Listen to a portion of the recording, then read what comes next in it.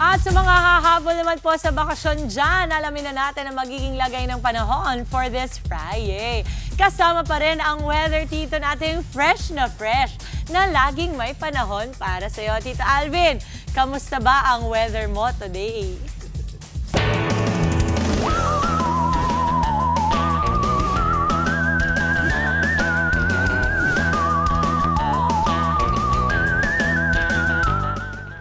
Good morning Mama Dims at good morning mga kapatid. Ulat panahon po tayo ngayong araw ng Biyernes. Ako Mama Dims, mas mapapadalas pa nga yung ating mga pagulan at thunderstorms dulot ng ating tinatawag na southwesterly wind flow. Again, ito pong southwesterly wind flow ang ginagamit na term ng Pag-asa kapag pasimula na yung ating habagat. Ito yung parang mahinang habagat.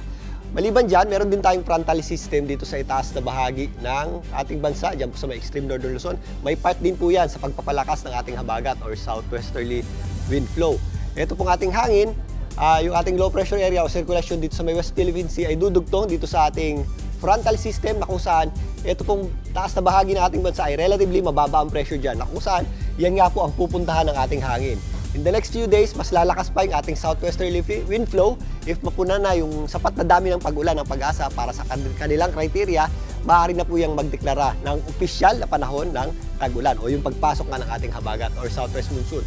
Ano po ang magiging implikasyon nito? Dahil po yung ating hangin ay nanggagaling sa timog kanluran, yan po ay warm at moist na kung saan mas magdadala po yan ng mga pag-ulan at mga posibleng thunderstorms, particularly dito sa western section ng ating bansa. Sa katunayan, meron po tayong mga posibleng scattered o kalat-kalat na pag-ulan dito sa areas ng Ilocos Region, kasama po dyan ang La Union at Pangasinan, maging dito sa mga kabundukan ng Benguet, kasama na rin po dyan ang Baguio City. Medyo mataas din po yung ating chance ng mga pag-ulan at thunderstorms dito sa western section ng Luzon, kasama po dyan ang Zambales at area ng Bataan. Dito sa Metro Manila, nagpapakita po yung ating araw, pero again, mas mapapadalas na po yung ating mga tinatawag na afternoon showers at thunderstorms. Ganun din po ang ating aasahang panahon dito sa mga areas ng Mindoro, kasama po dyan ang area ng Palawan.